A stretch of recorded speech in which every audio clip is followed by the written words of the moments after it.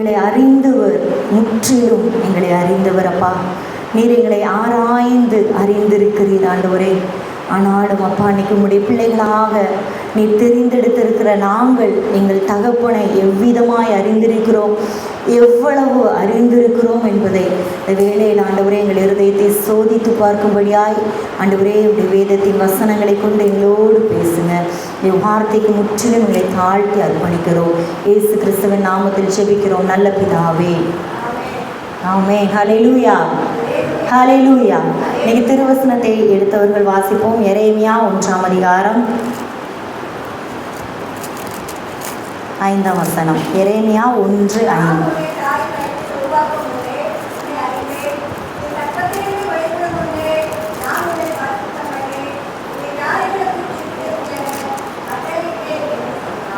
நான் உன்னை தாயின் வயிற்றில் உருவாக்கும் முன்னே உன்னை அறிந்தேன்.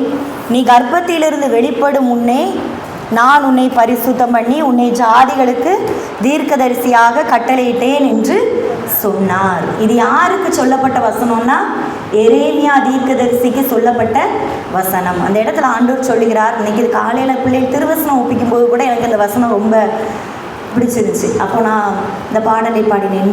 என் தாய் உருவாகும் முன்னே என் கருவை கண்டீரையா, என் பேருருவாகும் முன்னே பேர் சொல்லி அழைத்தீரையா. இந்த பாட்டை பாடினேன். ஆனால் ஜெயனம் அந்த பாட்டு இந்த வசனத்துல இருந்தால் வந்துச்சோமா அப்படின்னா அது தெரிலமா, ஆனால் இப்படி ஒரு பாட்டு உண்டு அப்படின்னு நான் சொல்கிறேன். அப்போ ஆண்டவர் நம்ம எப்பொழுதே அறிந்திருக்கிறாராம். பாருங்க, நான் உன்னை தாயின் வயிற்றில் உருவாக்கும் முன்னே அறிந்திருக்கேன். நீ உருவாகிறதுக்கு முன்னாடி இல்லை, உன்னை உருவாக்கினதே நான் தான். உன்னை நான் உருவாக்கும் முன்னே நான் என்ன பண்ணியிருக்கேன், உன்னை அறிந்திருக்கிறேன். அப்போ இந்த உலகத்தில் நம்ம எல்லாரும் பிறந்திருக்கோம்னா சும்மா பிறக்கலை. ஆண்டவர் நம்மை உருவாக்கும் முன்னே நான் ஒரு பிள்ளை இப்படி உருவாக்க போகிறேன், அவளை கொண்டு இந்த காரியத்தை செய்ய போகிறேன், அவனை கொண்டு இந்த காரியத்தை நான் செய்ய போகிறேன் முன்குறிச்சு தான் என்ன பண்ணுறாரு, என்ன பண்ணுகிறார், உருவாக்குகிறார். ஒருவேளை நம்ம சில விஷயத்த இன்னைக்கு செய்யலாம், வாங்கலாம், என்ன பண்ணுவோம், நம்ம பிள்ளைக்கு பிடிக்கும் ஒரு ஸ்நாக்ஸ் தான் செய்கிறோம்னு வச்சுருங்க, என்ன பண்ணுவோம், பிள்ளைக்கு பிடிக்கும்னு நினச்சி தான் செய்வோம். யாராட்டும் சும்மா செஞ்சு வச்சுட்டு என்ன பண்ண மாட்டோம், இருக்க மாட்டோம். சாப்பிட்டா சாப்பிடுங்க, சாப்பிட்லன்னா போங்கன்னு யாரும் இருக்க மாட்டோம். நம்ம பிள்ளைகளுக்கு ஒரு காரியத்தை உருவாக்கணும், ஒரு கொடுக்கணும்னா கூட விரும்புகிற காரியத்தை, பிரயோஜனமான காரியத்தை தான் நம்ம பிள்ளைகளுக்கு முன்பாக நம்ம கொடுப்போம். ஒரு நல்ல பெற்றோர் செய்கிற காரியம் அதுதான். அதை ஆண்டவர் சொல்கிறார், பொல்லாதவர்களாகிய நீங்கள் உங்கள் பிள்ளைகளுக்கு நல்ல ஈவுகளை கொடுக்க அறிந்திருக்கும் போது. அப்போ நம்மளே ஒரு காரியத்தை நம்ம பிள்ளைகளுக்கு உருவாக்கி கொடுக்குறோம், செஞ்சு கொடுக்குறோம், இல்லைன்னா கொடுக்குறோம்னா அதை எப்படி கொடுப்போம், பெஸ்ட்டாக அதை யோசித்து என்ன பண்ணுவோம், செஞ்சு கொடுப்போம். இப்போ என்ன ஒரு தடவைக்கு 2 தடவை யூடியூப் வீடியோவில் செஞ்ச ரெசிபியாக இருந்தாலுமே 2 தடவை யூடியூப் வீடியோவில் போட்டு பார்த்துட்டு தான் செய்வோம். ஏன்னா கூட எதையாட்டு சேர்த்தா கூட கொஞ்சம் டேஸ்ட் வந்துடாதான்னு ஒரு ஆசை. அப்போ பெஸ்ட்டாக கொடுக்கணும் அந்த பிள்ளையை அப்படின்னு இப்போ கொடுக்கணும் அப்படின்னு நினைக்க. அப்போ ஆண்டவர் உருவாகிறதற்கு முன்னே என்ன பண்ணாரா, நான் உன்னை அறிந்திருக்கிறேன். நீ உருவான பிறகு நான் உன்னை அறியலை, நீ உருவாகி வளர்ந்த பிறகு நான் உன்னை அறியலை, நீ உருவாகி வளர்ந்து நீ எப்படிப்பட்டவனா இருக்கான்னு பார்த்துட்டு நான் உன்னை அறியலை, நீ உருவாகும் முன்னே உன்னை அறிந்திருக்கிறேன். ஹல்லேலூயா, ஹல்லேலூயா. அது மட்டும் இல்லை பாருங்க, நீ கர்ப்பத்திலிருந்து வெளிப்படும் முன்னே நான் உன்னை பரிசுத்தம் பண்ணினேன். எப்போவே பரிசுத்தம் பண்ணிட்டாராம், கர்ப்பத்திலிருந்து வெளிப்படுறதுக்கு முன்னாடியே அவர் நம்மை பரிசுத்தம் பண்ணிவிட்டார். தாவீது சொல்றாரு, என் தாயின் கர்ப்பத்தில் நான் உருவானதுலேருந்து எப்படி இருக்கேன், பாவத்தோட தான் இருக்கிறேன். சங்கீதம் 51 அவர் சொல்லும்போது என்ன சொல்லுகிறார், என் தாயின் கர்ப்பத்தில் உருவானதே நான் பாவத்தில் தான் உருவானே ஆண்டவரே அப்படின்னு சொல்கிறார். ஆனால் ஆண்டவர் சொல்கிறார், கர்ப்பத்திலிருந்து வெளிப்படும் முன்னே உன்னை நான் பரிசுத்தம் பண்ணினேன். அது மட்டும் இல்லை, உன்னை ஜாதிகளுக்கு தீர்க்கதரிசியாக கட்டளையிட்டேன்னு சொல்கிறார். இதை மட்டும் பாருங்கள், அவர் எல்லாமே செஞ்சார். ஆனால் இதை மட்டும் என்ன செய்கிறாரு, நமக்கு ஒரு கமாண்ட், நமக்கு ஒரு கட்டளை இடுகிறார். அப்போ நம்மளை உருவாக்கிறவர் நமக்கு இந்தந்த காரியம் உனக்காக குறிக்கப்பட்டதுன்னு சொல்லி உங்களுக்கு செய்தியான்னு கேட்கல, செய்யன்னு சொல்லலை, செய்யணும். ஹல்லேலூயா. எத்தனை பேருக்கு புரியுது? உங்களை ஆண்டவர் ஒரு நோக்கத்துக்காக உருவாக்கினார்னா நீ செய்வியான்னு ஆண்டவர் கேட்பாரு. ஆனால் நீங்கள் செய்ய மாட்டேன்னாலும் நீங்கள் அதை செய்யணும். ஏன்னா அவர் உங்கள் மேலே வச்ச கட்டளை அதுதான். எதுக்கு? நான் நினைச்சபடி என் வாழ்க்கை திரும்ப மாட்டேங்கே, ஆண்டவர் ஏதோ ஒரு வழியில கொண்டு போறாருன்னா அது கட்டளை. கட்டளையை மாற்ற முடியுமா? முடியாது. அதுதான். ஏன்னா யோவான் ஸ்நானகனுடைய தலையை எடுப்பதற்கு அந்த ராஜா சொல்லிட்டான், உனக்கு என்ன வேணுமோ கேளு தாரேன்னு சொல்லிட்டான். அதுக்கப்புறம் வெட்டுறதுக்கு ராஜாக்கு என்ன இல்லை, மனசு இல்லை. வசனம் சொல்லுகிறது, அவன் சொன்ன வார்த்தையின் நிமித்தம் என்ன பண்ணானா, வெட்டி கொடுத்தான். அப்போ இன்னைக்கு ராஜாதி ராஜா அவர் ஒரு கட்டளையை நம்ம மேலே வச்சிருக்காருன்னா அது ஒரு நாள் மாற்றப்படவே மாட்டாது. அப்போ நம்ம அதை மாற்றுவதற்கு முயற்சி செய்ய கூடாது. அந்த கட்டளைக்கு நம்ம அடிபணியணும். அப்போ ஆண்டவர் விரும்புகிற காரியம் இதுதான். இதை ஒரு துவக்கத்தில் சொல்லி நான் இதை ஆரம்பிக்க விரும்புகிறேன். கர்த்தர் நம்மை அறிந்து இருக்கிறார். ஹல்லேலூயா. இன்னைக்கு நம்ம சொல்லவே முடியாது, யாக்கோபின் தேவன் கவனியார், என்னை பார்க்கல, என்னை கவனிக்கல, ஆண்டவர் என் சத்தத்தை கேட்கல நம்ம யாரும் சொல்லவே முடியாது. என்னை கற்பத்தில் உருவாக்கும் முன்னமே உங்களை அறிந்தவர், உருவாக்கி வெளிப்படும் முன்னமே உங்களை பரிசுத்தம் பண்ணினவர். நீங்கள் இந்த உலகத்தில் தோன்றி வளர்ந்து இவ்வளவு பெருசாக வர்றதுக்கு முன்னாகவே அவர் திட்டத்தை உங்கள் மேல் கட்டளையிட்டவர். ஹல்லேலூயா, ஹல்லேலூயா. ஆனால் இன்னைக்கு நம்ம தேவனை எப்படி அறிந்திருக்கிறோம் அப்படின்னு சொல்லி ஒரு 3 காரியத்தை மாத்திரம் நம்ம பார்த்து முடிப்போம். யோவான் 4ஆம் அதிகாரத்தை திருப்பிக் கொள்ளுங்க. அதில் மட்டும்தான் இன்னைக்கு செய்தி. யோவான் 4ஆம் அதிகாரம். இல்லை நம்ம பார்க்கும்போது இந்த சம்பவத்தை அடிக்கடியாக எப்போ பார்ப்போம்னா பெரிய வெள்ளிக்கிழமை அன்னைக்கு பார்ப்போம். தாகமாக இருக்கிறேன் அப்படின்னு சொன்னோடனே யார் நமக்கு ஞாபகம் வந்துருவா? சமாரிய ஸ்திரீ ஞாபகம் வந்துடுவா. ஏன்னா ஆண்டவர் போய் யார்கிட்ட தான் கேட்டார்? சமாரிய ஸ்திரீ கிட்ட தான் நான் தாகத்துக்கு தா அப்படின்னு கேட்குறாரு. சரி, அப்போ இந்த சமாரிய ஸ்திரீ ஆண்டவரை எப்படியெல்லாம் அறிஞ்சிருந்தா, எப்படியெல்லாம் அவளுடைய அறிந்து கொண்ட காரியம் எப்படியெல்லாம் வளருது அப்படின்னு நீங்கள் பாருங்கள். நீங்கள் இதில் எந்த ஸ்டேஜில் இருக்கீங்கிறதையும் தெரிந்து கொள்ளுங்கள். நீங்கள் ஒரு 4 காரியத்தை நான் சொல்கிறேன். அவள் ஆண்டவர் எப்படியெல்லாம் அறிக்கை பண்ணுறா, ஆண்டவர் எப்படியெல்லாம் அறிந்து கொள்ளுகிறான்னு. இன்றைக்கி அநேகர் நம்ம 2வது ஸ்டெப்பில் இருக்கலாம், அநேகர் 3வது ஸ்டெப்பில் இருக்கலாம், அநேகர் 4வது ஸ்டெப் வரைக்கும் போயிருக்கலாம். நீங்கள் உங்களை ஆராய்ந்து கொண்டே வரும்படியாய் உங்களை அன்போடு அழைக்கிறேன். யோவான் 4:9 வசனத்தை யாராவது வாசிங்க. யோவான் 4:9.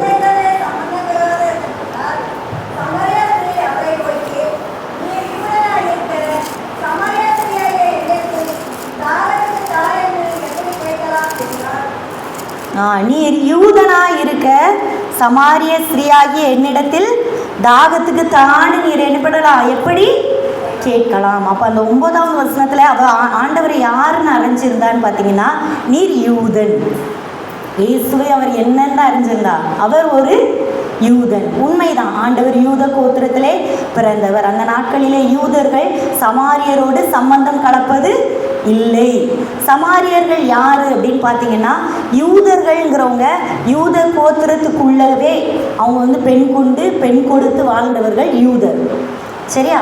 இந்த சமாரியர்கள் யாருன்னா, இந்த யூதர்கள்லே சில பேர் என்ன பண்ணாங்கன்னா, வெளியில் போய் மற்ற தேசத்தில் உள்ளவங்க, மற்ற ஜாதியார், அந்த ஜாதியார் மீன்ஸ் இப்போ நம்ம சொல்கிற ஜாதியில் மற்ற தேசத்தில் உள்ளவங்க, மற்ற கோத்திரத்தில் உள்ளவர்களோடு திருமணம் செய்து கொண்டவர்கள் தான் இந்த சமாரியர்.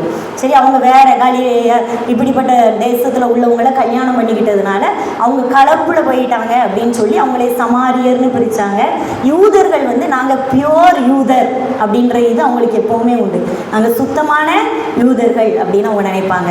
அதனால இந்த சமாரியரோடு அவங்க ரொம்ப பழகிறது கிடையாது. அப்போ தான் இவர் அந்த இடத்துல உட்கார்ந்துருக்கும் போது அவள் கேட்குறா, நான் ஒரு சமாரிய ஸ்திரீ, நீர் யூதனாக இருக்க என்கிட்ட என்ன கேட்குறீரே, குடிக்க தண்ணீர் கேட்கிறீரே அப்படின்னு அவள் சொல்கிறான். அப்போ யூதன் அப்படின்னு அவள் அறிந்திருந்தார், ஆண்டவரை யூதன் என்று அறிந்திருந்தார். இன்னைக்கு நம்மளும் ஆண்டவரை பாடும்போது எப்படி பாடுறோம்? நீர் யூத கோத்திரத்து சிங்கம், யூதருக்கு ராஜாவாக பிறந்திருக்கிறவர் எங்கே அப்படின்னு கேட்டுதான் சாஸ்திரிகள் வந்தாங்க. அப்போ இன்னைக்கு நாமும் கூட அநேகர் இயேசுவை எப்படி தான் அறிஞ்சிருக்கிறோம்னா, ஒரு யூதனாகத்தான் அறிந்திருக்கிறோம். நம்ம தேசமாக இருக்கலாம், கிராமமாக இருக்கலாம். அநேகர் இன்னைக்கு என்ன சொல்கிறாங்க, வெளிநாட்டு கடவுள். இயேசுவா அவர் எங்கேயோ இருந்து அறிவிக்கப்பட்ட ஒரு கடவுள். இன்னைக்கு கிறிஸ்தவர்கள் என்று பேரோடு இருக்கிற நம்மள கூட, நம்ம சந்ததியில் கூட, நம் பின்னடியார்களில் கூட இந்த ஒரு அறியாமல் இருக்குது. ஆண்டவர் ஏதோ ஒரு தேசத்தில் அவர் அங்கே பிறந்தார், அங்கே உள்ள கடவுள். அது மட்டும் இல்லை, நம்ம யூதர்கள் என்று நம்ம பார்க்கும்போது நீங்கள் யோவான் 19ஆம் அதிகாரம் 7ஆம் வசனம் பாருங்க. யூதர்கள் எப்படிப்பட்டவர்கள் அப்படின்றதுக்கு யோவான் 19:7.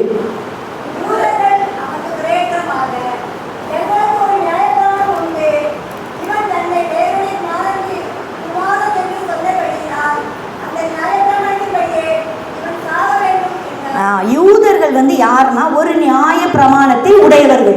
யூதர்கள்னா யாரு? நியாய பிரமாணத்தை உடையவங்க. அவங்க எதை செஞ்சாலுமே எதுபடி தான் செய்வாங்கன்னா நியாய பிரமாணத்தின்படி தான் செய்வாங்க.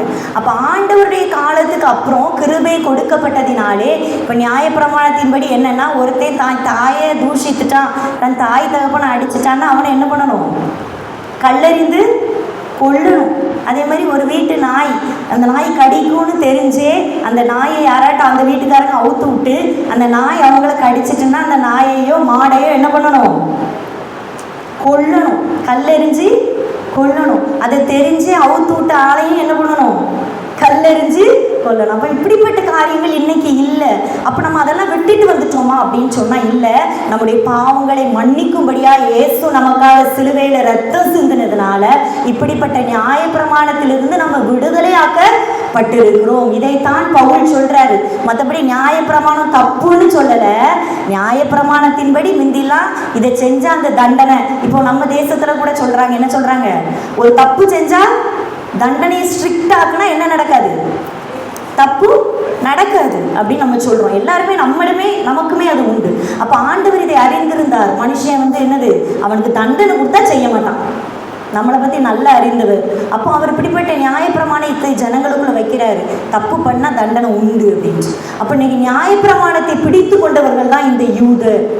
ஆனால் அதே யூத கோத்திரத்தில் ஏசு கிறிஸ்து பிறந்து, இல்லை நீ என்ன தப்பு பண்ணாலும் உன்னை மன்னிக்கிறதற்காக நான் என் ஜீவனை கொடுத்துருக்கிறேன், நான் என் ரத்தத்தை உனக்காக சிந்தி உன்னை நான் மீட்க வந்திருக்கிறேன்னு வந்தவர் தான் ஏசு கிறிஸ்து. ஆனால் இன்னைக்கு நம்ம நிறைய பேர் என்ன பண்ணுறோம்னா, இந்த நியாயப்பிரமாணத்தை மட்டுமே பிடிச்சிக்கிட்டு இயேசுவை என்ன பண்ணிடுறோம்? மறந்து போயிடுறோம். நமக்குன்னா இயேசு வருவார். நான் செஞ்ச பாவத்தை மன்னிக்க இயேசு வருவார். மற்றவங்க செஞ்ச பாவத்தை சொல்லும் போது என்ன சொல்லுவாங்க? நியாய பிரமாணமாகவே நம்ம பார்க்கிறோம். அநேக வேளைகளில் என்னையும் சேர்த்தே சொல்கிறேன், மற்றவங்க செஞ்ச பாவத்தை என்ன சொல்லிடுறோம்? இப்படி செஞ்சா இப்படி செய்வார் ஆண்டவர், அதனால தான் இப்படி வருது அப்படின்னு நம்ம சொல்கிறோம். ஆனால் நமக்கு இயேசு மன்னிக்கிறவராகவே இருக்கிறார். அப்போ அநேக வேளைகளில் நம்ம கூட இயேசுவை எப்படி அறிந்திருக்கிறோம் என்றால், வேதத்தின்படி ஆண்டவர் இப்படி தான், ஆண்டவருக்கு முன்னாடி உண்மையாக வாழணும், ஆண்டவர் முன்னாடி நல்லதை செய்யணும், நற்கிரியைகளை மட்டுமே முன்னிறுத்துகிற கிறிஸ்தவர்கள்.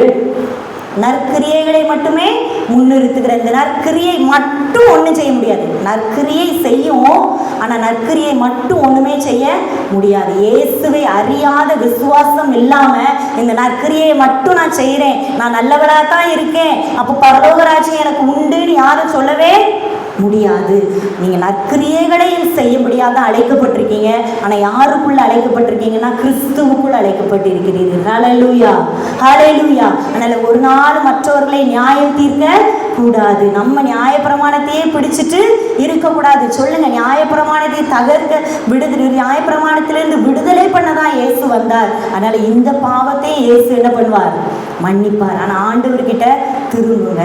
நம்ம சுற்றி செய்கிறவர்கள்கிட்ட நம்ம என்ன பண்ணணும்? சொல்லணும், ஆண்டவர்கிட்ட மன்னிப்பு கேட்ட ஆண்டவர் மன்னிப்பார். குற்ற மனசாட்சி உங்களுக்குள்ள வேண்டாம். ஆண்டவர் அடிக்கடி என்னை இப்போ சொல்ல வைக்கிற வார்த்தை இதுதான். குற்ற மனசாட்சி உங்களுக்குள்ள வேண்டாம். விழுந்துட்டோம், செஞ்சிட்டோம், என்ன செய்ய, எல்லாரும் வெளிவர முடியல, நான் ட்ரை பண்ணுறேன் அப்படின்னு நீங்கள் நினச்சிங்கன்னா தயவு செஞ்சு குற்ற மனசாட்சியோடு இருக்காதீங்க. அதிலிருந்து விடுவிக்க இயேசு வந்தார். அதை சொல்லுங்க, என்னை விடுவிக்க தான் இயேசு வந்தார். நியாயப்பிரமாணத்திலிருந்து என்னை விடுவிக்க தான் இயேசு வந்தார். நியாயப்பிரமாணத்தில் இதை செஞ்சா சாபம், இதை செஞ்சா அடி உண்டு, நான் செஞ்சுட்டேன். ஆனால் இன்னைக்கு என்னை விடுவிக்க இயேசுவின் ரத்தம் இருக்குது. இப்போ ஒருவேளை நான் இல்லை, இவ்வளோ நாள் இருந்துட்டேன், நல்லது செஞ்சுட்டேன், நல்லவா, நான் மற்றவங்களுக்கு உதவி செய்கிறேன், அதனால நான் ஆண்டவர் பிள்ளை அப்படின்னு நீங்கள் நினச்சிங்கன்னா இன்னைக்கு அது மட்டும் இல்லை. இயேசுவை உடையவர்கள் தான், கிறிஸ்துவை உடையவர்கள் தான் கிறிஸ்தவர்கள். அப்போ காரியம், நம்ம யூதனாய் மாத்திரம் ஆண்டவரை அறிந்திருந்தால் போதாது. இந்த சமாரிய ஸ்திரியை போல நான் யூதனா மட்டும் நினச்சிக்கிறேன் அப்படின்னு என்ன பண்ணக்கூடாது, இருக்கக்கூடாது. ரெண்டாவது நீங்கள் பார்த்தீங்கன்னா அதே யோவான் 4ஆம் அதிகாரம் 19ஆம் வசனத்தை வாசிங்க.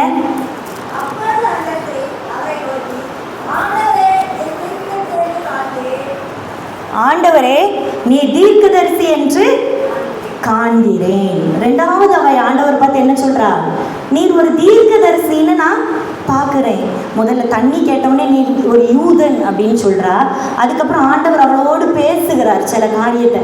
என்ன பேசுறாருன்னா, இந்த நீ உன்னை தண்ணி கேட்டவர் யாருன்னு உனக்கு தெரியல, தெரிஞ்சிருந்தா நீயே அவரிடத்துல கேட்டிருப்ப, அவர் உனக்கு ஜீவ தண்ணீரை தந்திருப்பார் அப்படின்னு ஆண்டவர் அவ கூட பேச ஆரம்பித்த பிறகு ஆண்டவர் அவட்ட கேட்குற, அப்போ எனக்கு அந்த ஜீவ தண்ணீரை தாரும் ஆண்டவரே அப்படின்னு அவள் கேட்குறா. நான் வந்து தண்ணி எடுக்க வேண்டியது இல்லைல்ல, அந்த ஜீவ தண்ணீரை எனக்கு தாங்க அப்படின்னு கேட்டவுடனே ஆண்டவர் சொல்கிறாரு, உன் கணவனை கூப்பிட்டுட்டு வா, உன் புருஷனை கூப்பிட்டுட்டு வா அப்படின்னு சொல்கிறாரு. உடனே அவன் என்ன சொல்கிறான், எனக்கு புருஷன் இல்லை அப்படின்னு. உடனே ஆண்டவர் சொல்றார், உண்மையை நீ என்ன பண்ணிட்ட, உள்ளபடி சொன்னாய், உனக்கு கணவன் இல்லை. ஏன்னா 5 புருஷர் உனக்கு உண்டு, இப்பொழுது இருக்கிறவன் உன்னுடைய கணவன் அல்ல, அதனால் நீ உள்ளதை உள்ளபடி சொன்னாய்னு சொல்லி அவ காரியத்தை வெளிப்படுத்தும் போது இயேசுவை அவள் ஒரு தீர்க்கதரிசின்னு நம்புறான். என்ன நம்புறா, தீர்க்கதரிசி. இன்னைக்கு 95% ஆஃப் கிறிஸ்டியன்ஸ் ஆண்டவரை என்ன நிலைமையில வச்சிருக்கோம்னா தீர்க்கதரிசின்னு நம்புவோம். ஏன்னா ஆண்டவர் என்ன பண்ணுறாரு, வார்த்தையை கொண்டு என் கூட பேசுகிறாரு, என் வாழ்க்கையில் அற்புதம் செய்கிறாரு. நான் தேடி வர்றதே ஆண்டவர்கிட்ட எதுக்காக தான் தேடி வரேன், அற்புதத்துக்காக தான் தேடி வாரேன். எனக்கு சுகம் வேணும், வீடு வேணும், காரு வேணும், நல்ல வேலை வேணும், சம்பளம் வேணும், பதவி உயர்வு வேணும். இதுக்காகவே இன்னைக்கு என்ன பண்ணுறோம், தேடி வாரோம். ஆண்டவர் ஒரு வார்த்தையை தந்துட்டாருன்னா ஆமேன், இது எனக்குரிய வார்த்தை தான். கர்த்தர் அந்த வார்த்தையை நிறைவேற்றியும் தருவார். அவர் உண்மை உள்ளவர், அதனால் நிறைவேற்றி தருவார். நம்முடைய பிள்ளைகளை ஆசீர்வதிப்பார். ஏன்னா அவர் ஆசீர்வாதித்த தேவன், அவரிடத்துல சாபம் ஒண்ணுமே கிடையாது, குறைவு கிடையாது. அவர் ஆசீர்வதிப்பார். ஆனா நம்ம இன்னைக்கு என்ன பண்ணிடுறோம், அதை மட்டுமே பிடிச்சுக்கிடுறோம். ஆண்டவர் எனக்கு தீர்க்கதரிசியா இருந்தா போதும், நல்லா என் வாழ்க்கையில நடக்கிறத சொன்னா போதும், எனக்கு தேவையானதை தந்தா போதும் அப்படின்னு நம்ம இருக்கிறோம். ஆனால் ஆண்டவர் இயேசு கிறிஸ்துவின் அன்பை நம்ம நினைக்கிறது இல்லை. ஆண்டவர் என் பாவத்தை மன்னிக்கணும், ஆண்டவர் என்னுடைய ஆவியினால அபிஷேகம் பண்ணணும், ஆண்டவர் எனக்கு சுவிசேஷம் சொல்ற தைரியத்தை தரணும், நான் ஆண்டவருக்காக வைராக்கியமாக அந்த உலகத்தில் வாழணும். நான் ஒவ்வொரு நாளும் எனக்கு அடிக்கடி ஞாபகம் வர்ற வசனம், இப்போ கொஞ்ச நாளாக மலரக்க எடுத்த வசனம், நீ இன்றைக்கு என்னோட கூட பரதீசில் இருப்பாய்.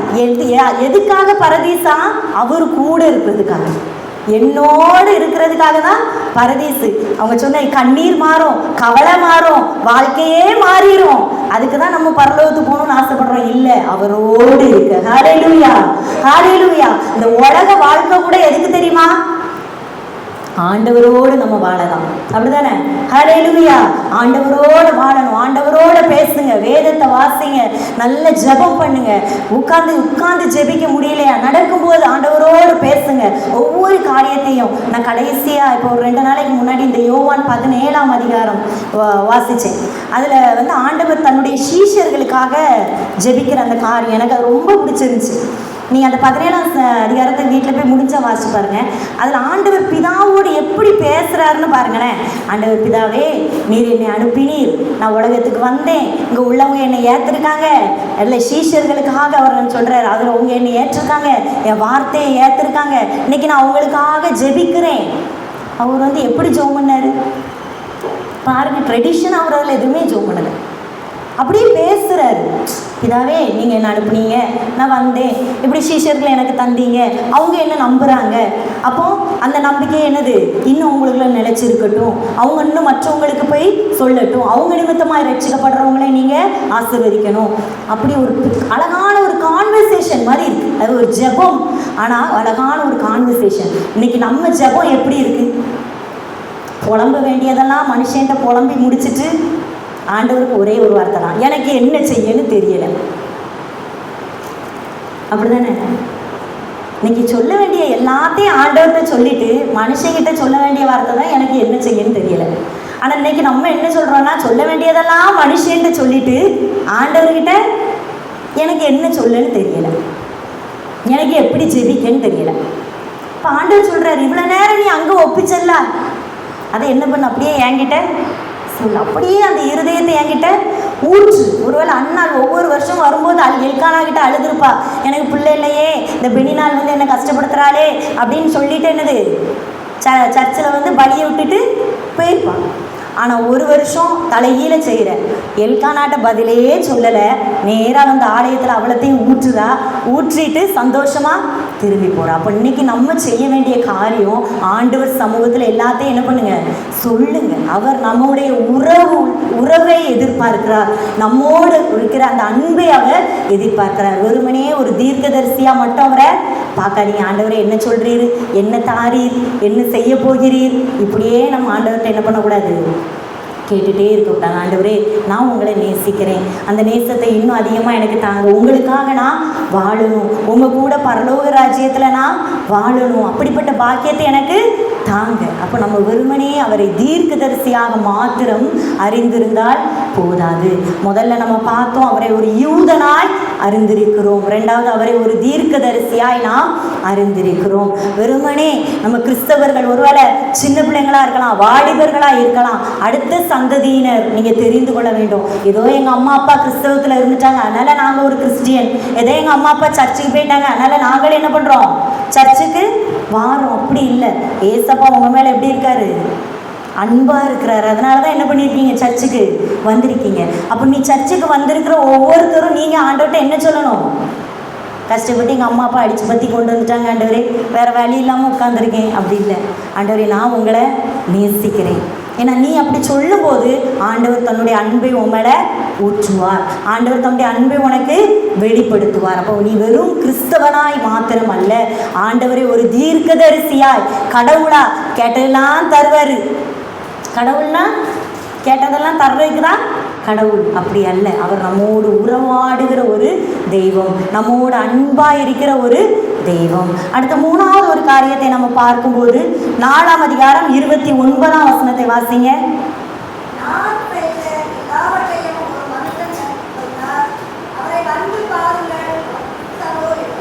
நான் செய்த எல்லாவற்றையும் ஒரு மனுஷன் எனக்கு சொன்னார், அவரை வந்து பாருங்கள், அவர் கிறிஸ்துதானோ அப்படின்னு சொல்றார். மூணாவது ஆண்டவரை என்னன்னு அறிகிறா, அவர் கிறிஸ்துதானோ. இப்போ மூணாவது ஸ்டெப்புக்கு வந்துட்டார். முதல்ல அவர் வெறும் யூதன்னு சொன்னார், அதுக்கப்புறம் தீர்க்கதரிசின்னு நம்புறார். மூணாவது ஸ்டெப்புக்கு வந்துட்டா அவர் ஒரு கிறிஸ்து. ஏன்னா எதுக்காகன்னா, நான் இவ்வளோ தப்பு பண்ணவான்னு தெரிஞ்சும் என்கிட்ட உட்காந்து ஒருத்தர் அன்பாக பேசிக்கிட்டு இருக்காருன்னா அவருக்கு ஏதோ கூட ஒரு காரியம் இருக்கு. அப்போ அவர் தான் கிறிஸ்து.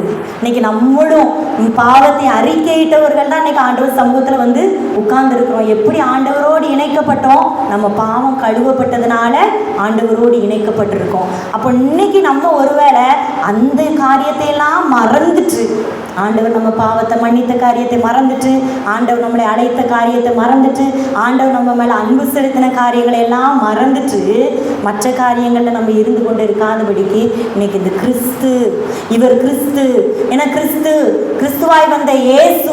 இயேசுன்னா என்ன அர்த்தம், மத்தேயு 1ஆம் அதிகாரம் 21ஆம் வசனம் பாருங்க. மத்தேயு 1:21.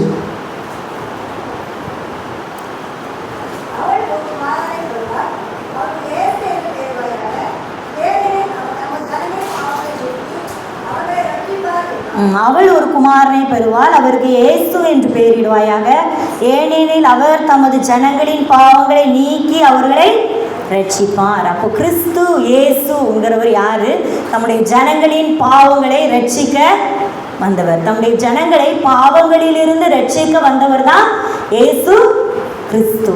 இயேசு கிறிஸ்து. சரி, இயேசு அப்படின்னு சொன்னா எல்லாருக்கும் என்னெல்லாம் ஞாபகம்? இயேசு எப்படிப்பட்டவர்? இயேசு எப்படிப்பட்டவர்? சபை ஊழியர் சொல்லுங்க, இயேசு உங்களுக்கு எப்படிப்பட்டவர்? மன்னிக்கிறவர். இயேசு மன்னிக்கிறவர். சரி, நீங்க சொல்லுங்க, இயேசு உங்களுக்கு எப்படிப்பட்டவர்?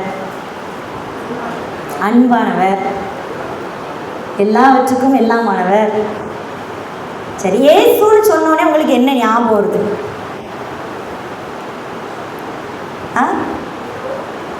நல்லவர், நம்மோடு இருக்கிறவர். நிறைய ஞாபகம் வருது உடனே இயேசுன்ட்டு. ஆனால் நம்ம என்ன பண்ணுறது இல்லைன்னா உட்காந்து யோசிச்சு பார்க்குறது இல்லை. நம்ம ஆண்டவர்கிட்ட என்ன கேட்கலாம், இதை சொல்லி முடிச்சிட்டோம், நம்ம அடுத்து என்னதான் சொல்லலாம் அவர்கிட்ட அப்படின்னு நம்ம யோசிக்கோம். ஆனால் இயேசு எப்படிப்பட்டவர்னு கொஞ்சம் நேரம் உட்காந்து யோசிச்சு பார்க்க மனசு வரலை. யோசித்து பார்க்கணும். ரட்சிக்கப்பட்ட நாளில் அவர் எனக்கு எப்படிப்பட்டவர், ரட்சிக்கப்பட்டு 1 வருஷம் கழித்து அவர் எனக்கு எப்படிப்பட்டவராக இருந்தார், என் திருமணத்தின் போது அவர் எப்படிப்பட்டவராக இருந்தார், என்னுடைய கர்ப்ப பிறப்பு என் பிள்ளைகள் பிறக்கும்போது அவர் எனக்கு எப்படிப்பட்டவராக இருந்தார், என் பிள்ளைகளை வளர்க்கும் போது அவர் எனக்கு எப்படிப்பட்டவராக இருந்தார், அந்த பிள்ளைக்கு மறுவாழ்க்கையை அமைச்சு கொடுக்கும்போது அவர் எனக்கு எப்படிப்பட்டவராக இருந்தார், அந்த பிள்ளை கையில் இன்னொரு பிள்ளை வரும்போது அவர் எனக்கு எப்படிப்பட்டவராக இருந்தாரா இல்லையா? இருந்தாருன்னு சொல்கிறவங்க மட்டும் அலையிலையா சொல்லுங்க. எல்லாத்துலேயும் எல்லாமா இருந்தார். பிறந்த நாள் இப்போ அடிக்கடி யோசிச்சு பார்த்தேன். அவர் அன்பு விவரிக்க முடியாதது. அவர் நம்ம கரம் பிடிச்ச நாளில் அவரோட அன்பு விவரிக்க முடியாது. அன்னைக்கு உண்மையிலேயே கேட்டால் ரத்த சாட்சியாக மறிக்க அவ்வளோ பேர் ரெடி ஆயிடுவோம். ஆனால் இன்றைக்கி நிறைய ஆசீர்வாதத்தை அவர் கரத்துலேருந்து வாங்கிக்கிட்டதுனால அன்றைக்கி மொத அவருக்கு நமக்கு தந்து கிஃப்டாகி ரட்சிப்பை நம்ம மறந்துட்டோம். உண்மைதானா? உங்கள் கணவர் உங்களுக்கு முத வாங்கி கொடுத்த கிஃப்ட்டு ஞாபகம் இருக்கா? வாங்கி தந்தால் தானே ஞாபகம் இருக்கும். அப்படி இல்லை, இதாட்ட அன்பாக முதல்ல ஒன்று வாங்கி தந்துருப்பார்ல, ஞாபகம் இருக்கா? ஜெயாம்மா வாயா செய்து ஞாபகம் இருக்கு. ஞாபகம் இருக்கும். மனுஷனுடைய அன்பு அது எனக்குலாம் ஞாபகம் இருக்கும். வாங்கி கொடுத்த கிஃப்ட்டு மறக்கவே மறக்காது. வெட்டிங் டேக்கு அது வாங்கி தந்தாங்க, வேலண்டைன்ஸ் டேக்கு அது வாங்கி தந்தாங்க, எல்லாம் ஞாபகம் இல்லை. சரி, அப்போ வாங்கி தந்து. சரி, அப்போ ஆண்டவருடைய கரத்தில் கூட இன்றைக்கி நம்ம வாங்கின பொருளை மறந்துட்டோம். ஆனால் அதுக்கப்புறம் வந்த பொருள் எல்லாம் ஞாபகம் இருக்குது. ஆண்டவர் எங்களுக்கு அழகாக வீடு கட்டி தந்தார், என் பிள்ளைகளுக்கு அழகாக திருமணம் பண்ணி வச்சார், நாங்கள் நினச்சி கூட பார்க்கல. என் பிள்ளைக்கு அழகாக கர்ப்பத்தையும் கனி தந்தார், என் பிள்ளைகள் இன்றைக்கி சந்தோஷமாக வச்சுருக்காரு. என்ன இன்றைக்கி நான் அன்றைக்கே செத்து போயிருவேன்னு நினச்சேன், இன்றைக்கி ஆண்டவர் என்னை உயிரோட வச்சுருக்காரு. எல்லாம் ஞாபகம் இருக்குது. ரட்சிக்கப்பட்ட அனுபவம், இயேசு நம்மளை பாவத்திலிருந்து தூக்கி விட்ட அனுபவம், அந்த கரையிலேருந்து இந்த கரைக்கு அவர் நம்மளை இழுத்து விட்டார அந்த அனுபவம், அந்த அன்பு இன்றைக்கி நமக்குள்ளே வரணும். இயேசு என்னை ரட்சிக்க தான் வந்தார். காரியம் என்ன பண்ணுங்க, இயேசு நம்மை ரட்சிக்கிறவர். நீ கிறிஸ்தவர்கள் டெய்லி அறிக்கை பண்ணணும், ஆண்டவர் என்னை ரட்சிக்க வந்தார், இயேசு என் பாவத்தை மன்னிக்க வந்தார், அவருடைய ரத்தத்தினால் என்னை கழுவ வந்தார், அவருடைய ஆவியினால் என்னை நிரப்ப வந்தார். அதுக்கப்புறம் தான் எல்லா ஆசீர்வாதமும். ஏன்னா பரலோகத்துக்கு போகணுன்னா என்ட்ரி டிக்கெட் அதுதான். ஆண்டவர் உங்களுக்கு கார் தந்தாரா, உள்ளே வாங்க அப்படின்னு சொல்ல மாட்டாங்க. என்ன தந்தாரா? ரட்சிப்பு தந்தாரா, உள்ள வாங்க. அப்போ இன்னைக்கு நம்ம எப்படி இருக்கிறோம்? ஆண்டவருடைய சமூகத்தில் அவர் கிறிஸ்துவாக அறிந்து கொள்ளுங்கள். இந்த சமாரிய ஸ்திரீ கிறிஸ்துவாய் அறிந்து கொண்டார். என் பாவம் தெரிந்தும் ஒருவர் என்கிட்ட அன்பாக இருக்காருன்னா அவர் இயேசு ஒருவர் தான். ஹல்லேலூயா, ஹல்லேலூயா. அந்த காரியத்தை நினச்சி பார்த்துருக்கீங்களா? நீங்கள் செஞ்ச எல்லா பாவத்தையுமே வெளியில் சொல்லிட்டு ஒருத்தட்ட இருங்க, கப்பாடியோ இது பயங்கர டேஞ்சரஸ் பார்ட்டி, ஒரே வார்த்தையில் முடிச்சுருவாங்க. நம்ம ஆனால் என்ன தெரியுமா சொல்லுவோம்? நம்ம சைடு நியாயத்தை மட்டும் சொல்லுவோம். நான் இப்படி சொன்னேன், நான் இப்படி அவங்க என்ன இப்படி சொல்லிட்டாங்க தெரியுமா, அவங்க என்ன இப்படி, நீ என்ன சொன்னா அது வரவே வராது. அவங்க என்ன சொன்னாங்க தெரியுமா, அவங்க என்ன, அப்போ கேட்குறாளுக்கு தன்னாலே என்ன ஆயிரும், ஆகா இப்போ இப்படியெல்லாம் சொல்லியிருக்காங்க, அப்போ இவ்வளோ மோசமான ஆள் அப்படின்னு அவங்க மேலே தான் வருமே தவிர நம்ம நியாயம் கடைசி வரைக்கும் வெளியே வராது.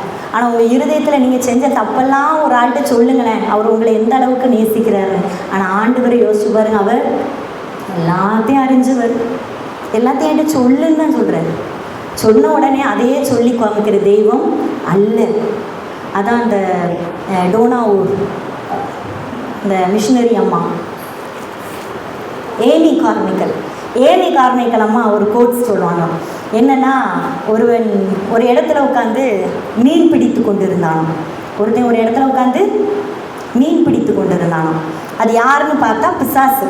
யாரு? பிசாசு. ஆனால் அங்கே ஒரு போர்டு வைக்கப்பட்டிருந்துச்சான், நோ ஃபிஷிங் ஹியர். என்ன போர்டு வச்சுருந்துச்சான்? இங்கே மீன் பிடிக்க கூடாது. அவன் பிடிச்சு பார்த்தானா ஒரு மீனுமே கிடைக்கணும். அப்போது அந்த ஏமி கார்மிகள் அம்மா கேட்டாங்களா, அது என்னது ஆண்டவரே, அங்கே மீன் பிடிக்கக்கூடாதுன்னு சொல்கிறீங்க, அப்படின்னா அது என்னது அப்படின்னு சொன்னோடனே ஆண்டவர் சொன்னாரா, உங்கள் பாவங்கள் எல்லாம் நான் ஒரு சமுத்திரத்தின் ஆழத்தில் போட்டேன்னு சொன்னேன்ல, அந்த சமுத்திரம் தான் அது, அந்த சமுத்திரம் தான் அது. அப்போ ஆண்டவர் சொல்கிறாரு, உன் பாவத்தெல்லாம் நான் சமுத்திரத்தின் ஆழத்தில் போட்டுட்டேன், நான் போய் திரும்ப என்ன பண்ணிக்கிட்டு இருக்க மாட்டேன், அந்த இடத்துல உட்காந்து மீன் பிடிச்சிட்டு இருக்க மாட்டேன், நான் திரும்ப உன் பாவத்தை சொல்லி நான் உன்னை குற்றப்படுத்திட்டு இருக்க மாட்டேன். யாராட்டு சொல்லுங்களேன், நீங்கள் செஞ்ச பாவத்தை சொல்லி ஆண்டவர் உங்களை குத்தியிருக்காருன்னு. கிடையவே கிடையாது, சொல்லவே மாட்டார், ஏன்னா அவர் மன்னித்து விட்டார். ஆனால் பிசாசு என்ன பண்ணிட்டே இருப்பான், உட்காந்து மீன் பிடிச்சிக்கிட்டே இருக்கான், நீ அதை செஞ்சல்ல, நீ அதை செஞ்சல்ல அப்படின்ட்டு. அப்போது ஆண்டவர் எப்படிப்பட்டவர் என்றால் மன்னிக்கிறவர், அவர் கிறிஸ்து, அவர் கிறிஸ்து. இன்னைக்கு நீங்கள் சொல்லுங்கள், எனக்காக இறங்கி வந்த இயேசு கிறிஸ்துவை தான் நான் ஆராதிக்கிறேன். அப்போ அவன் 3வது ஸ்டேஜுக்கு வந்துட்டா, இயேசு கிறிஸ்து, அவர் இயேசு கிறிஸ்து. 4வது ஒரு ஸ்டேஜ் பாருங்க, கடைசியாக யோவான் 4ஆம் அதிகாரம் 42வது வசனம்.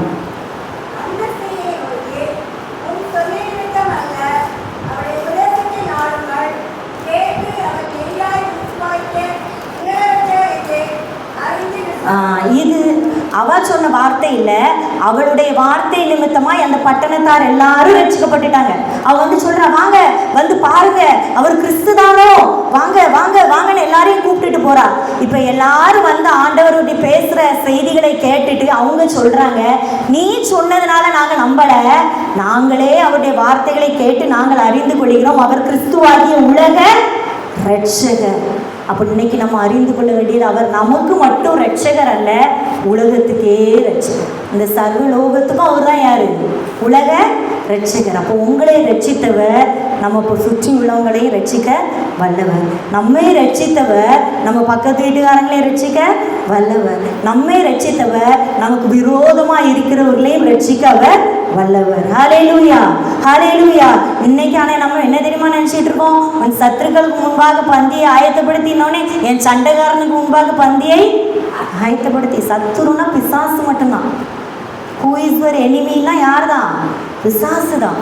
பிசாசு அவர்கள் பின்னின்று கிரியை செய்வானே தவிர அவங்களுக்குள்ளே இருக்கா நம்ம யாரையும் என்ன பண்ணக்கூடாது, கை நீட்ட முடியாது. அவங்களுக்குள்ளே இருந்து கிரியை, அவங்க பின்னாடி நின்று கிரியை செய்கிற ஆவிகள் அவர்களை தவறான வழியிலே நடத்துமே தவிர அவங்க பிசாசு இல்லை.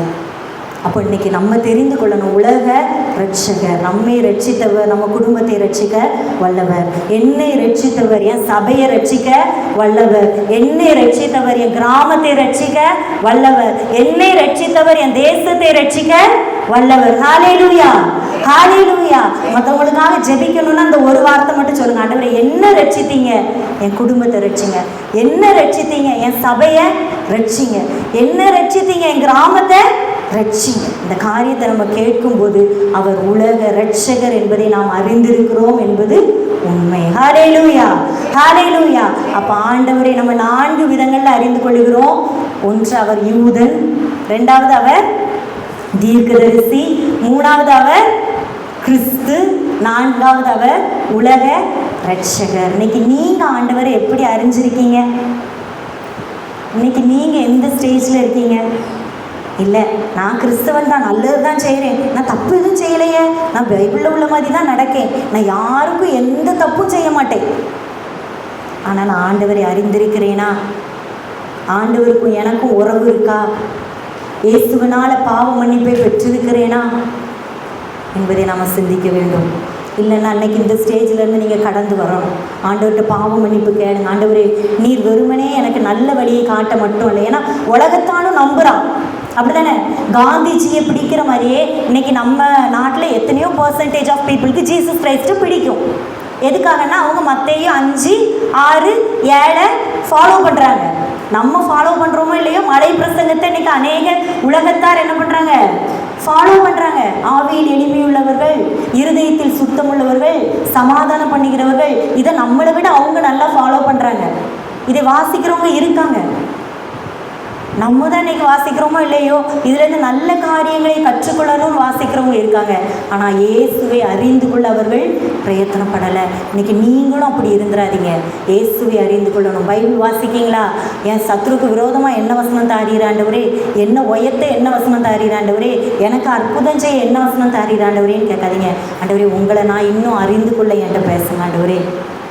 நான் இன்னும் உங்களை அறிந்து கொள்ளணுமே அப்பா, இன்னும் உங்களை நான் புரிந்து கொள்ளணுமே, என் ஆண்டவருக்கு என்ன காரியம் பிடிக்கும்னு நான் தெரிந்து கொள்ளணுமே. அப்போஸ்தலரில் பவுல் அழகாக சொல்லியிருப்பார், கன்னிகை விவாகம் செய்யலைன்னா அவளுக்கு நல்லது தான். ஏன்னா கன்னிகை விவாகம் செய்யாதிருந்தால் அவள் தான் புருஷனை பற்றி யோசிக்காமல் யாரை பற்றியே யோசிப்பானா?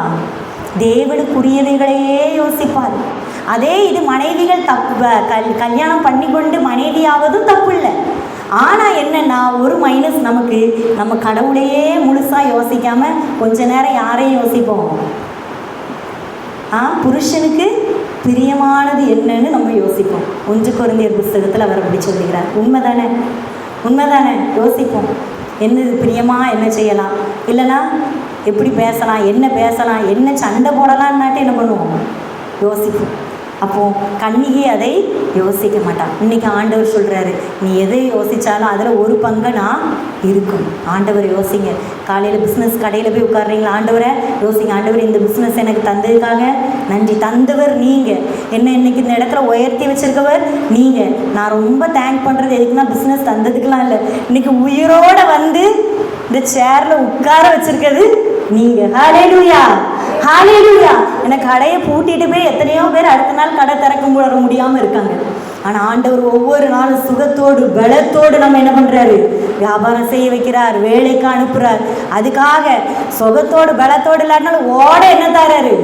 பலன் தந்து நம்மை நடத்துகிறார். அதற்காக ஆண்டவருக்கு நன்றி சொல்லுங்கள். ஒவ்வொரு நிமிஷமும் ஆண்டவரே நினைத்து பாருங்கள். ஏனென்றால் அவர் உங்கள் மேல் அன்பாக இருக்கிற இயேசு கிறிஸ்து. அப்படியே கண்களை மூடி நாம் ஜெபிப்போம். ஆண்டவரே சமூகத்தில், ஆண்டவரே இன்னைக்கு நாங்கள் உண்மை எப்படி அறிந்திருக்கிறோம் அப்பா? இன்னைக்கு முதல் ஸ்டேஜில் தான் இருக்கேன். ஆமாக்கா, நீங்கள் சொல்கிற உண்மைதான். நான் இயேசுனா ஏதோ தருவார், இல்லைன்னா நான் ஒரு கிறிஸ்தவன் அதனால் கோயிலுக்கு போகிறேன் அப்படின்னு நான் நினச்சிட்ருக்கேன். இல்லை தம்பி, தங்கச்சி, ஆண்டவர் உன்னை நேசிக்கிறார். அவர் தான் உனக்கு அப்பா. அவர் உன் மேலே அன்பாக இருக்கிறார். அவர் வெறுமனே அன்பு மட்டும் வச்சுட்டு போகிறவர் இல்லை, உன் பாவத்தை மன்னிக்கிறவர். இன்னைக்கு உன்கிட்ட விட முடியாத காரியங்கள் இருந்தால் ஆண்டவர் சமூகத்தில் அறிக்கை பண்ணிடு. ஆண்டவரே, என்னால் அந்த காரியத்தை விட முடியல அப்பா, நான் உங்கள் பக்கத்தில் வரணும்னு நினைக்கேன், ஆனால் அந்த காரியம் என்னை தடை செய்கிறது. ஆண்டவரே, எனக்கு ஒரு முள் மாதிரி இது இருக்கு. ஆண்டவரே அப்பா, நான் உங்களை பிடித்து கொள்ளணும், நான் உங்கள் அன்புக்குள்ளே வரணும். இல்லைன்னா நான் உங்களை உலக ரட்சகராய் அறியாமல் இருக்கிறேனா, கிறிஸ்துவாய் அறியாமல் இருக்கிறேனா, இன்னைக்கு என்ன உங்கள் சமூகத்தில் தாரேன்னு சொல்லுங்கள். ஆண்டவரே, என்னுடைய சமூகத்திலே தருகிறேன். வெறுமனே இந்த ஆண்டவரே சத்தத்தை கேட்டுவிட்டு போக இல்லை. ஆண்டவரே, அந்த சமாரிய ஸ்திரீ அன்னைக்கு இயேசுன்னா யாருன்னு தெரியாது, அவர் என் பாவத்தை மன்னிப்பார்னு தெரியாது, அது மட்டும் இல்லை மன்னித்தவர் என்கிட்ட அன்பா இருப்பார்னு அவளுக்கு தெரியாது. ஆனால் எல்லாவற்றையும் ஸ்டெப் பை ஸ்டெப்பாக அன்னைக்கு ஆண்டவரை பார்த்து கற்றுக்கொண்டாள். இன்னைக்கு ஆண்டவரை நோக்கி பாருங்க, எந்த ஸ்டெப்பில் நீங்கள் இருக்கீங்க? ஆண்டவர் எனக்கு எல்லாம் செய்கிறாரு, ஆனால் ஆண்டவர்கிட்ட உங்கள் அன்பு எப்படி இருக்கிறது? ஆண்டவர் என் பாவத்தை மன்னிச்சிட்டாரு, ஆனால் இன்னைக்கு உங்கள் அன்பு ஆண்டவர் மேலே எப்படி இருக்கிறது? ஆண்டவர் உங்களை பற்றி சகலத்தையும் அறிந்தவர். அதனால அவர் சொல்லுகிறார், உன் தாயின் கருவில் நீ உருவாகும் முன்னே நான் உன்னை அறிந்திருக்கிறேன். அது உருவாகுவதற்கு முன்பாகவே கர்த்தர் உங்களை அறிந்திருக்கிறார். அப்படிப்பட்டவர் இன்னைக்கு என்னை பார்க்கல, என்னை கவனிக்கல, ஆண்டவர் என் இருதயத்தின் பாரத்தை அறியல, அவருக்கு என் கஷ்டம் தெரியல, என் கண்ணீர் புரியல அப்படின்னு நீங்க சொல்லுவீர்களானால் அது உங்களுடைய அறியாமையே தவிர கர்த்தர் உங்களை அறிந்திருக்கவில்லை என்று நம்ம ஒருபோதும் சொல்ல முடியாது. பிரியமானவர்களே, இன்னைக்கு அந்த அறியாமை விட்டு வெளியே வாங்க. ஆண்டவரே, நீ சகலத்தையும் அறிந்தவர், நீ சகலத்தையும் அறிந்தவர். இதுவே நாம் கிறிஸ்துவை குறித்து கொண்டிருக்க வேண்டிய சரியான அறிவு. அவர் எல்லாவற்றையும் அறிந்தவர், அவர் அன்புள்ளவர், அவர் மன்னிக்கிறவர், அவர் சந்ததி சந்ததியாய் நம்மை ஆசீர்வதிக்கிறவர். அப்படிப்பட்ட இயேசு கிறிஸ்துவின் நாமத்தில் இந்த நாளில் சபையின் பிள்ளைகள் ஒவ்வொருவரையும், ஒவ்வொரு குடும்பங்களையும், அவருடைய தொழில்களை, அவருடைய கையின் பிரயாசங்களை, வேலைகளை, போக்குவரத்துகளை எல்லாவற்றையும், விசேஷமாய் பிள்ளைகளுடைய ஆத்துமாக்களை இயேசு இயேசுவின் நாமத்துக்குள்ள ஒப்பு கொடுத்து செபிக்கிறோம். நீரை ஆட்கொள்ளும் வழி நடத்தும். இயேசு கிறிஸ்துவின் நாமத்தில் செபிக்கிறோம் நல்ல பிதாவே.